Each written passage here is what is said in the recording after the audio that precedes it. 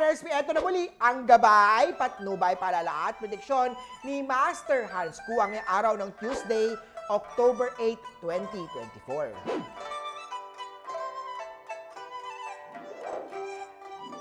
Para sa mga pinanganak ng Year of the Rat, change of scenery will do you good. Kaya naman huwag mahiyang mag-leave sa trabaho at mamasyal.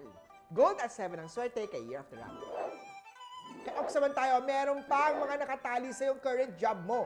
Kaya naman hindi advisable na lumipat o mag-change ng bagong career o trabaho. Ganon din sa pag-ibig, madalas kailangan ng closure para makapag-move on. Silver at 4 ang swerte kay Year of the Ox. Kay Tiger naman tayo, magkakaroon ka ng labas. Pasok na swerte sa tahanan. Subukan maglagay, bumili ng Lucky Charm na Tibetan lamp salt. Ilagay yan sa office o bahay para ma-remove ang mga negative energy na dala ng mga tao sa paligid mo. Dark pink at tuwang swerte kay Year of the Tiger.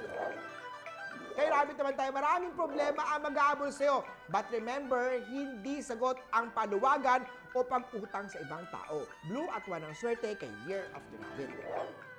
Dragon naman tayo, huwag kang mahulog sa tao na may conflicting signs sa'yo. Hindi kayo magkakaintindihan, tandaan.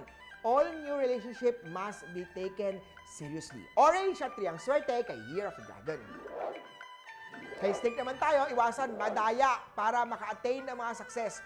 No amount of feng shui advice naman will help kapag ikaw ay may masamang intensyon. Yellow at 8 ang swerte kay Year of the Snake. Ito naman kay Year of the Horsey. Huwag lang puro forma kay crush kausapin mo rin at umamin ka. Kailangan ng good communication lalo na kay partner mo. Blue at 8 ang swerte kay Year of the Horsey. Kay Goat naman tayo, magkakaroon kayo ng promotion, recognition at awards dahil sa pagiging good influence mo sa trabaho mo.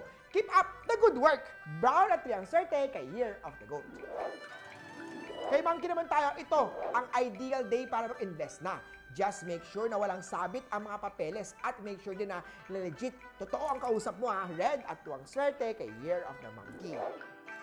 Rooster naman tayo, magsuot ng mystical love amulet para mahanap mo na ang dawan na dadalhin mo sa altar. Sana all! Gray at 1 ang swerte kay Year of the Rooster. Kay Dog naman tayo, makakapag-close ka na ng deal at project. Matatanggap mo na ang incentive at awards na matagal mo nang inaasam. All your hard work will be recognized. Ituloy lang ang magandang pag-uugali. Purple at 7 ang swerte kay Year of the Doggy. At sa Year of the Pig naman tayo, may mga kamalasan, negative yung araw. To avoid negative energy entering your door o bahay mo, maglagay ng Lucky Evil Eye Amulet para mataboy ang mga evil o mga ill intention. Bilhin ang mga Lucky Charm na kailangan sa Lucky Charm Store ni Master Hans Kua. Green at 5 ang swerte kay Year of the Piggy. Uli po, ito po yung mga gabay, patnubay, palala at prediksyon lamang ni Master Hans Kua. Nasa inyong mga kamay, nakasalalay ang inyong tagumpay. Kaya always be positive at i-claim ang mga swerte, mga ka-RSP. Maswerteng umaga sa lahat.